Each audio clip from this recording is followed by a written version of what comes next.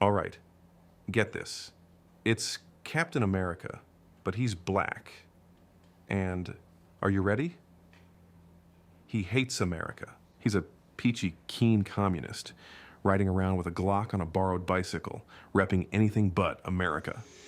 What's up, guys? It's Benny. You ever see a poor dad out and he has these little brat children with him that are not listening to anything he says? Maybe they're his stepchildren, who knows? But they're behaving like little bastards and they refuse to follow orders. They do the opposite of what they're told, and they're throwing hissy fits and making a big commotion and embarrassing the poor guy. And you're like, that dude's life's gotta suck, because nobody's listening to him. He has no respect under his own household. And the children are making his life miserable. This guy is creating a mess for himself. Ladies and gentlemen, I give you the proverbial father of the Disney Corporation, the man who's in charge of the hysterical little children at that company, known as actors, actresses, showrunners, producers, trying to keep them all in line. Listen to what this father ordered his children to do just a few months ago. Over a period of time, it was building and building, and maybe I think it reached a peak of some sort while I was gone, is that creators lost sight of what their number one objective needed to be. Often when we entertain, and we've entertained as a company over the 100 years we've been in business, we have entertained with values and having a positive impact on the world in many different ways. I'd use Black Panther as a great example of that, just in terms of fostering acceptance, or the movie Coco, which Pixar did about the Day of the Dead. I like being able to do that. Entertain, and if you can infuse it with positive messages, have a good impact on the world, fantastic. But that should not be the objective. When I came back, what I've really tried to do is to return to our roots, which is, remember, we have to entertain first. It's not about messages. If you can do, again, if your story can have a positive impact, so there's that. And I've worked hard since I've been back at reminding the creative community, who are our partners, in some cases our employees, that that's the objective. And I don't really want to tolerate the opposite. I'm not going to tolerate the opposite here. Dude, you are a dad that does not have your house under control. Indiana Jones and the Marvels confirmed nearly $400 million in losses for Disney. This is under Daddy Bob Iger's tenure. Two preachy, screechy, feminist diatribes, girl bosses, Mary Sue's. Ladies and gentlemen, this is Bob Iger's pet project, Rachel Ziegler. How many hundreds of millions of hours have been devoted to the absolute psychotic, narcissistic, insufferable energy of Rachel Ziegler, who had to apologize for saying she hopes Trump and Trump supporters never know peace. She's a Disney princess. She's not a villain. She's supposed to be the star of Disney's new Snow Woke. Ladies and gentlemen, I'd like to apologize after saying, I hope Trump supporters never know peace. Former Disney star, also in tears, having to delete her post this week. The humiliation continues, ladies and gentlemen. No telling how many Disney projects Selena Gomez was about to be in. But oh, baby, this one took the cake this week. Anthony Mackie, fresh off of losing a rap battle to Eminem in 8 Mile, is here to tell us that Captain America is not an American. Oh, yeah. Hey, Bob, are you going to tolerate this messaging? You just said you have no tolerance for it being about messaging the message and not about the creative storytelling. So is Anthony Mackie, since you do own Marvel and the Captain America IP, is he doing a good job here? Captain America represents a lot of different things, and I don't think the term, America should be one of those representations. Like, it's about a man who keeps his word, who has honor, dignity, and integrity. Someone who is trustworthy and dependable. It's kind of, this is kind of like an aspect of a dream coming true. When I was a kid, all of us as actors, I believe, want to get back to that day before someone told you, No.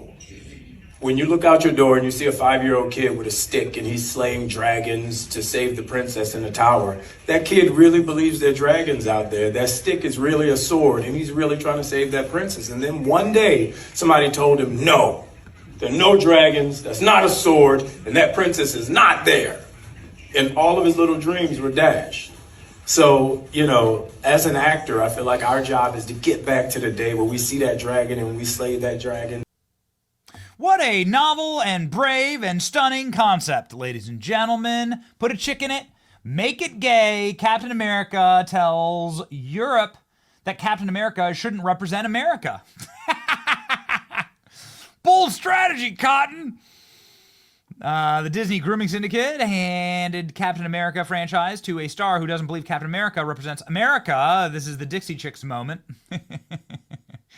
And he did it in Italy. Due to excessive reshoots, Captain America Brave New World budget is reported to have hit something like $400 million. The sequel hits theaters in 2 weeks and arrives after Antifa Man and the Wasp and the Marvels tanked. Thank you, Nerdrotic, for Antifa Man. Nevertheless, Captain America, Anthony Mackie, making it clear that he does not believe the character Captain America, a veteran of the U.S. Air Force, should represent America. Captain America represents a lot of different things. I don't think America should be one of them. Captain America, but he's black and a communist. No, Steve Rogers is Captain America. Anthony Mackie is not Captain America. Anthony Mackie still upset that Eminem beat his ass in a rap battle in 8 Mile. Totally forgot that he was in that. Time to boycott the new Captain America movie. New Captain America says Captain America shouldn't represent America. How are these actors and actresses employed by Marvel complete and total morons? First, Anthony Mackie says Captain America shouldn't represent America. Then he says race doesn't matter and kids should look up to heroes for character, but also that black kids need a black Captain America. This isn't just mad media training. It's a complete loss of the plot. Says the same studio that had all of their Marvel heroes do an advertisement for Kamala Harris. Remember this? I can't show it to you because my ears are already bleeding enough today from having to listen to the Senate hearings and Elizabeth Warren. But you've seen it. It's so bad. It's so bad. Who's making these decisions? Aren't they supposed to be on a leash? Aren't these actors and actresses supposed to be on a leash? Don't they have publicists? Don't they have people that are making these decisions for them? Maybe that's the problem, obviously. Shows how stupid everyone is in Hollywood. Remember, the rest of the Avengers actors endorsed Kamala Harris and yelled, "Down with democracy," not long ago. I guess I won't be taking my kids to watch Captain Anti-America. These idiots will never learn. Hollywood is crazy if they think that I would pay money to watch a fake Captain America when President Trump is on TV right now for free. Sounds like another woke disaster. Anthony Mackie explains the character he portrays doesn't represent America. It's called Captain America, my dude. Literally, it's the name. Captain America shouldn't represent America. Confusing. Black Captain America reminds you not to pay to see his garbage movie. Thank you for the reminder. 2011, Captain America, The First Avenger.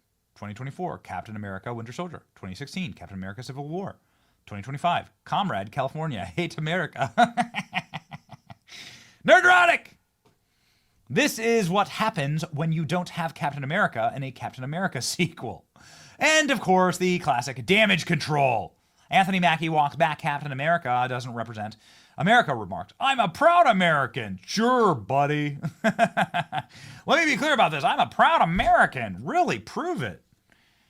And taking on the shield of a hero like Cap is the honor of a lifetime, just like using Comic Sans font in this post that I was forced to write by Disney.